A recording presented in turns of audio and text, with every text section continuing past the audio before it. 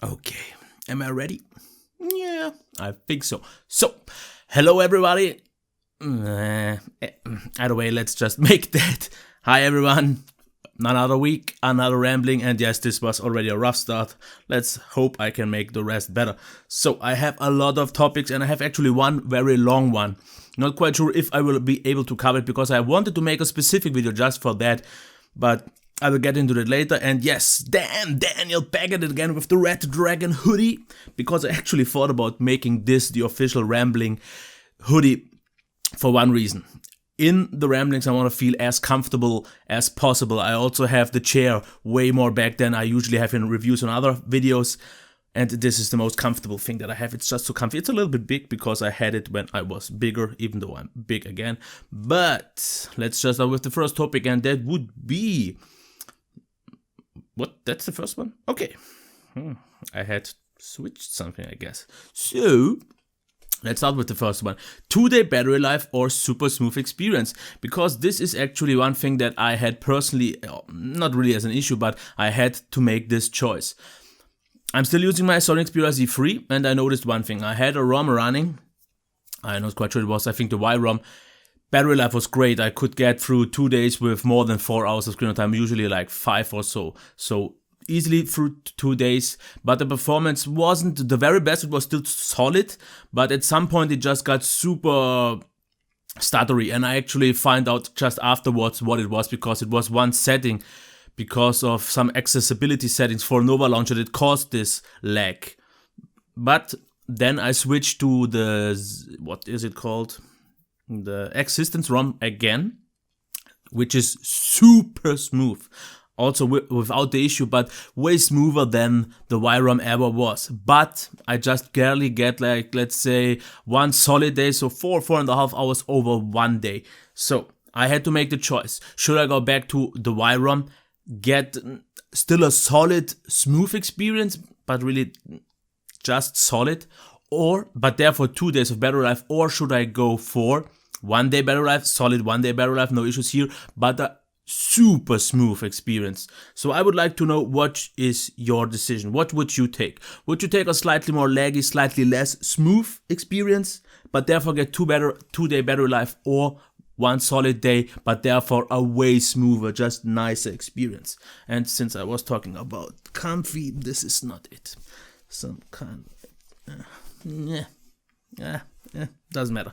The next thing would be issues of going bezel-less, because I just noticed this. If you maybe saw the Sony Xperia XA, which pretty much has no bezel at all, and I have something quite similar here in the case of the Samsung Galaxy A3, because I'm not quite sure if you will be able to see that on the video, but those bezels, no, you won't, like this.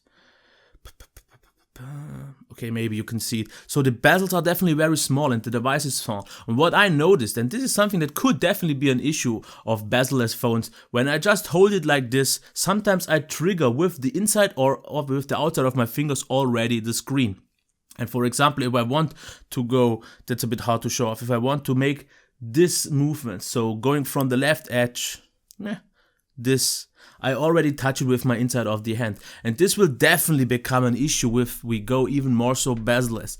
Yes, now some people can say if you build in great software optimizations for that, like we have on the iPad, where it just recognizes the non-planned or touch input, it could work. But that's on a tablet, it's way easier. If you have something really small, it will be harder for the screen to recognize this issue. So I'm not quite so sure if we should go any more bezel-less than we, like, for example, have here or on the Galaxy S7. I think that's pretty much a sweet spot. It looks super thin, doesn't really obtrude much, but it's still a good compromise. So that's my point. The next point would be VR versus augmented reality. So virtual reality versus augmented reality. And just for quick, the big two ones for virtual reality, of course, are Oculus Rift and the Vive.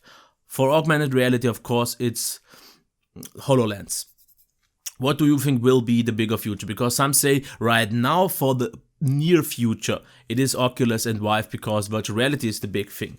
But I see a lot of people, actually industry experts, saying that the actual big thing for the future will be augmented reality. And I think definitely augmented reality will have more useful purpose in real life, because if you, for example, use a pair of glasses and then you see useful information, for example, if you are in a new country or in a new city, you can through augmented reality see like navigation built in. You can see some of the tourist locations and you can get extra informations and all that. So that's definitely the more useful thing. But virtual reality is definitely something more for at home for the gamers here. And I definitely see virtual reality being the big thing now, but I also see it possible for even the more average user to be kind of into the augmented reality at some point. I'm not quite sure if either of or the one either of the two will be the big thing, but virtual reality definitely seems interesting. I would really like to get my hands on the Vive or Oculus at one point, but I'm also not so sure because I'm not a gamer that much anymore, but definitely feels interesting. So what do you think? What is more interesting for you? Virtual reality or augmented reality? And for virtual reality, which one? Or maybe did you already buy or order the Oculus or Vive? So let me know that. The next point would be no German reviews and why. Because I did a tweet the last week, and where I said, because I actually, oh man, I'm going rambling all the way. A few weeks ago I said that I want to make a German channel maybe, because I need to get more German content on board so I can maybe get more devices that I usually won't be able to get with just my English content. And I planned already that, and I wanted the first device to be already, I think the Huawei Mate 8. I back then didn't make that. Then it was the Alienware X51. I didn't make that. The Honor 5X didn't make that. And actually, it was one thing. I can actually show you this, because this is one thing that I still have to make a German review for the Amazon page. If you maybe saw it, review the 1x1 foldable keyboard. And I tried that. I had like 10 takes in German, and what I noticed, and this is the reason why I won't pretty much definitely make a German channel, I can't talk German if it's about tech, because all the tech that I consume, all the media that I consume, everything about tech I talk is in English. And I noticed when I try to talk German, like every second sentence I mix in a lot of English words, which is odd, because you would expect, since German is my native English, since German is my native language here, it should be possible for me to make it, but no, if it's about tech, it's definitely harder, and I mixed it up too many, and I was so frustrated, and I said, no, I won't make it. So that's the reason. I would really like to do it, but it's just too hard to wrap my head around that, so that won't happen. So the next point would be comments on reviews without gear, because if you watched my last rambling, I made a video about and talked about making reviews without gear, because I saw a video on Frugal Tech where he talked about doing something like this, and I've watched a reaction from him on this video, and he said that most of his comments or the feedback was very positive and people found it to be very useful what he is planning. But when I asked you about that, it was pretty much always the same. Everyone says, no, you definitely need a hands-on, you definitely have to have the device in hands, and you can't just review something based on specs, based on what you see from other people. So everyone agreed with me. I guess everyone agreed with him more because it was his video, it was his channel and his fans. I get that, but it's definitely therefore also a little bit not so honest to him, because I think if some people from a different channel would have come to this and commented, he would have gotten quite a different feedback. So definitely something to consider. I definitely also think you need the device on hand. So that's that. What I have now is, let's make 2 questions that I want to answer from the last Q&A that I didn't get to cover. The first one is, I'm not quite sure from who, but it doesn't matter. Don't you think no, let's start again. Don't you think Apple products are as much worth as other? Good thing it's a rambling and I can't screw up. Don't you think Apple products are much worth? Let's try it once again. Don't you think Apple products are as much worth as other phones? But Apple is selling propaganda. It's considered cool when you have one. Or in general, an Apple product. Do you agree? Greetings from Baden-Württemberg, my friend. So, Do you think if it's as much worth? Of course. Pretty much all the phones are on a basic standpoint pretty much worth the same.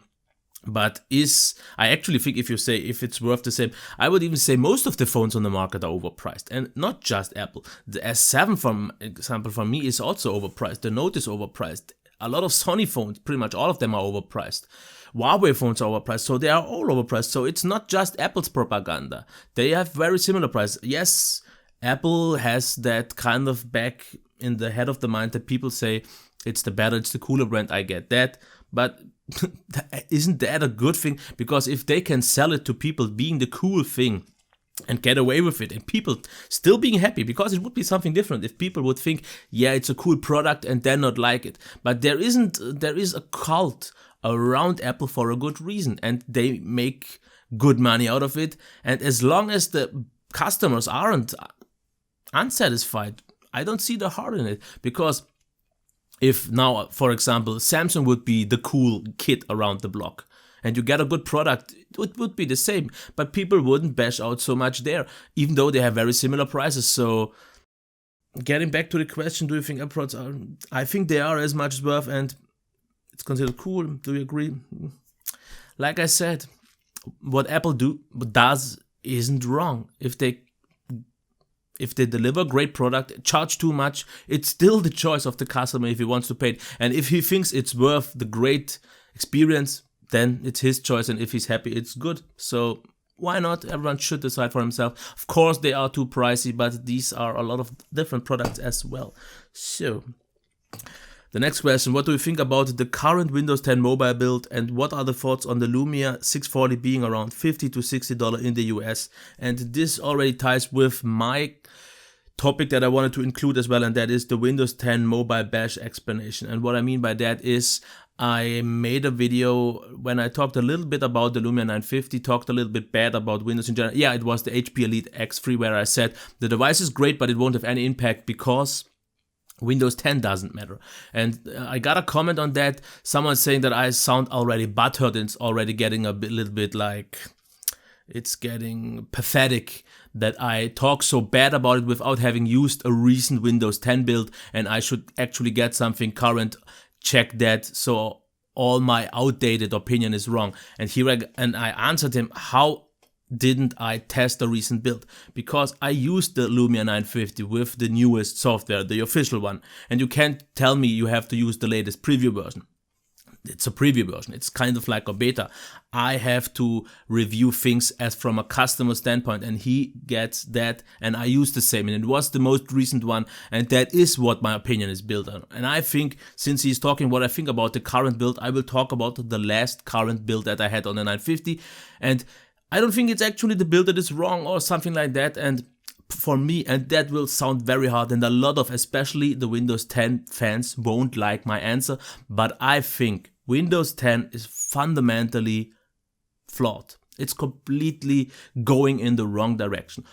If you are maybe an Android or iOS user, because you lose out on so many things. You don't have any Google integration, which they don't seem to care anyways. The apps aren't there.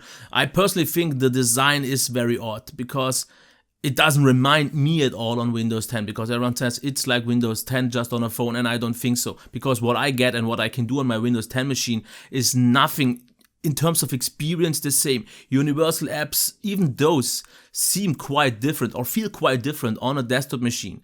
And for example, the one thing that is the biggest difference for me, and this is something that I'm just not the biggest fan of Windows 10, but also Universal apps in general, is the RAM management. Because if I just recently reviewed the Dell Venue 10 Pro, which was a Windows 10 tablet, and if I use a Windows 10 Universal app, for example Splashtop, and I go into the app, I do my stuff and go out of the app is killed out of the RAM.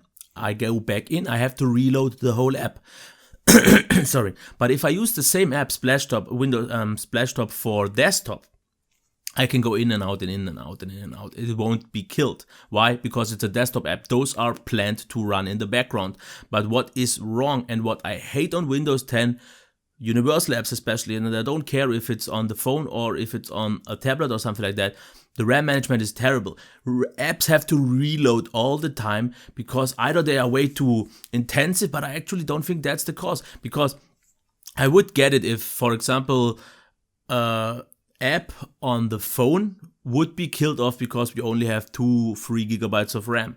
But in my personal desktop, I have 16 gigabytes of RAM, or on the tablet that I had, it had 8 gigabytes of RAM. There, the app shouldn't be killed. But due to the whole structure of universal apps, they get killed way too often. And even on a high-end Windows 10 machine, you will have reloads all the time. And this is something that I don't want to have on a capable system, because I don't have these things on things like iOS or Android as well. So I personally think there are so many things wrong. The design is definitely something that I don't like either, because it's just not convenient to control. And if he says I'm bashing it, then I'm bashing it. I don't have a problem. I know people don't like it. But getting back to the one other thing, my thoughts on the Lumia 640 for $50 to $60, definitely a great buy. And I said it already. What did I say? I called it. I had a good word for it, but what I said is you can't go wrong with it, because for $50 to $60 you get a great display, a great camera, a good overall experience, and this is something that you won't get on Android or on any other system for this price point. So they are definitely the low end budget kings here. And I actually also got yesterday someone begging me to review the 650 from Lumia or Microsoft, and I told him that from what I think, I won't get any more Microsoft devices after my 950 review, which would be totally understandable. And I actually am a little bit ashamed or embarrassed to even ask for that. Maybe I would just get it, I don't know, but I also personally said I'm not really interested that much in it. I could review the hardware, but only the hardware, not considering the software at all, and then it could be a viable, legit alternative for a lot of people. But I'm definitely not interested. I'm actually, after the 950, done with Windows 10 for the foreseeable future, because I don't see a big change here. I think they should have done something completely different from 8.1 to 10. They should have maybe ditched the idea of the combination of a desktop and mobile system and just make a good mobile system, because what works on a desktop definitely doesn't work well on a phone. Because I noticed this so many times, what works great on my desktop doesn't even work well sometimes on a laptop, but even so much worse on a 10-inch tablet. So how should it work on something way smaller than a phone? And this is something that they kind of don't get. I definitely always like the idea that you can do stuff on your phone that you can do on your tablet or desktop or laptop, because the idea is just great that you could do anything. But in a smaller form factor, you have to customize way more things than they did. So I don't think they did get the right way. So the one thing, the maybe last topic, I'm not quite sure if I should do the other video, because the one video, it was YouTube start and how to get devices, because I got a message on YouTube, someone asking me he wants to start YouTube and he wanted to know how I got my devices and all that. And what I wanted to do in this regard, wanted to make a video talking about how you should start a channel, what you should think of starting a channel, and how I get my devices, explain all that, go a little bit deeper into that, because there are a lot of videos getting started on YouTube where all the big channels tell you what you should do, what you shouldn't do, how you should do it and all that. But I think personally it's actually not maybe even that much of a work, or not that bad of an idea, getting those informations for someone who hasn't made it yet either, who's still small, who has done a lot of stuff wrong, who maybe knows what he should do better, but still does. Like, for example, I know a lot of mistakes that I make in terms of you should do giveaways, because giveaways just will help you grow faster, but I don't do them. So that's one mistake I do. You should do collaborations to get more wide visibility. I don't do that. So I'm in some way actually hurting myself, holding myself back, and then complaining that I'm not growing. But I do this on purpose. I do this for a stupid reason. Maybe it's like pride, maybe I want to do it on my own, maybe I just don't want to get some things properly done. And I think I will do this video separate, because this takes up way longer. So maybe I will even do this after this video. So the one last topic, so then I will talk about, is the lifespan of a tech YouTuber or blogger, because maybe you got the news today. I got it when I woke up actually, and I was a little bit shocked.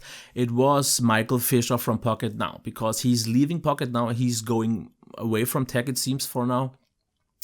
And how long was he in the business? He was in the business for 4 years. And he's the second one from Pocket Now that I really, really liked after Taylor Martin that is gone. He was even less or even shorter in the business, because he did a lot of blogging before, but I think on video he was maybe 1.5 years, maybe 2 years at best. So you see, the lifetime of the lifespan of a YouTube or tech blogger in general is actually quite short. Of course, there are bloggers like Sasha Pallenberg or Steve Payne that are in the business for at least 1 to almost 2 decades now. And that is something that you won't see a lot of times, because, okay, if you do your regular job and make this, for example, blogging, I think is even easier possible, because writing is something that is still legit and seen. But YouTubing is something that you can't just do too long, especially not in the tech business, because 4 years in the tech business are like at least 20 years in a normal life, because we all know how fast the pace is, because we get a new phone every year, where, for example, the car industry makes a new car every 8 years with a facelift in between all 4 years. So that would be kind of the iPhone cycle, the first one, and then the facelift would be kind of the S cycle from iPhone. And it's growing rapidly. And for example, and that made me a little bit melancholic or a little bit sad, because I thought about it, I'm doing this for over 2.5 years now. So I definitely, maybe if you consider to be like 3 or 4 years the average, I am already past my prime. I am doing this for maybe already longer than I will do it from now on. Because 2.5 years, double that, we would be at 5. But if you consider 4 to be the thing, I am already closer to the end than I am away from the start. Of course, I can't say how long I will be interested in doing that, because right now I'm still big in tech. I like it. I'm still climbing up. But it could change quickly. Either maybe the support from the brands goes down, I won't get a review device, I lose interest in tech, which I don't think should happen in the next few years. But still, of course, a lot of things could change. Maybe I just don't like the interaction anymore. The channel maybe isn't growing anymore. I don't like making videos anymore. I won't have the time anymore. There are a lot of different things you have to consider, because most of the YouTubers right now, the tech YouTubers, are way younger than me when they started. Some are even 15 or younger, and let's say the average is around 20, 25. Some, the actual older ones, being like at end 20, so let's say 27, 28. Where I was when I was started, like 31, 32, and I'm 34 now. Am I? Yeah, I'm 34. Did I just really forget how old I am? Yeah, so this is something that you have to consider, and it made me feel a little bit odd, because what he achieved in 4 years is big. He pushed Pocket Now to over 1 million, tons of Twitter fans, tons of people knowing him, and what did I achieve in 2.5 years? Of course, we have a completely different background. He was an actor, he has so much different potential, and that's not the case here, that's not what I'm talking about, but yeah, I really have to step up my game. Or no, I actually don't, because like I said, this is for fun. And for example, when I was talking about that I won't make the cut to the PC segment, it just won't work out. I got a comment, someone saying I definitely missed out a chance making a build log of my PC, and I said, yeah, it's too much work, it didn't really work out well, it would have been a pain in the ass to film that, since I never have done that. And he always said, no, you could have done it, you have 2 cameras, you could have made it done and all that. But what I also have to say is, I only do videos that I have fun with, and making this video definitely wouldn't have been fun. Maybe I would have got, and then I said, the few views that I would have gotten wouldn't have been worth it making. And then he said, sometimes you say you don't want the views, sometimes you say you want the views, you don't want the success, you want it to. So I'm contradicting myself, and I agree in some ways, but the reason why I do some certain videos and some certain not is if I like or if I'm okay with doing them. Because I wouldn't have been okay with doing that video. It would have been a lot of editing work. It would have been around a big hustle recording that. And so it wouldn't have been fun anymore, I think so. So that's why I always do the videos that I have the least effort and the most fun of it. Which is maybe a lazy method, which maybe definitely not the most successful, or definitely not the biggest chance to be successful idea, but as long as I enjoy doing it, I will do that. And if there are things that I don't enjoy, I just won't do them, and I will just do the stuff that I enjoy. And this is why, for example, I always do these ramblings, definitely not looking out for any success on those. So that is fine, that is covered, and that is good. And I think I'm already good because I'm at around 25 minutes, so I didn't even reach the 30 minutes mark this time, because I think I will make the YouTube video maybe right after this, after I've edited. But if I haven't released that until you see this video, or maybe a day later, and you want this video to happen, so if you want the YouTube getting started guide, that I give you my opinion, share my issues that I had, share my things that I know you shouldn't do, share the things that I do on purpose, and blah, blah, blah, you get it. Then leave it a like or leave me a comment in it, because I would still like to know if there's at least some demand of it. But I think it will be fun talking about it, and that's why I will most probably do it anyways, but just so you know that. Oh, no. The coming soon section is missing before I'm ending this video, because I want to end every video with the coming soon part, where I talk about what will be coming in the channel soon. So what is coming? The Honor 5X review is released, so if you saw that, then there will be the Samsung Galaxy A5. Yes, I like it a lot so far. The A3, great as well. Didn't get to play as much with that. Oh, I just noticed something. Oh, yes, the Honor Band Z1. I have to play with that as well. Didn't get too much to that with it. What I will also get next week is the LG K4 and the K10. So quite low-ended budget phones.